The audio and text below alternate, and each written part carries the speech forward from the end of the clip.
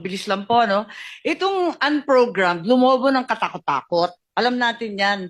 At noong 2021, nasa 176 billion. Noong 2022, naging 251. Pero kasama dyan yung COVID procurement ng vaccines. Kasama rin yan yung mga health workers incentives. Noong 2023, from 251, naging 807.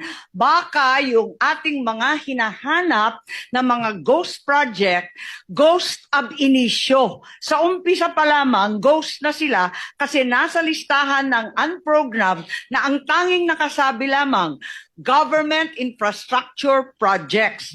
Noong 2023, naging 807.16 billion. Walang listahan. Walang nakakaalam. Ang magic nasa DBM po. 2024, naging 731.45. Mr. Chair,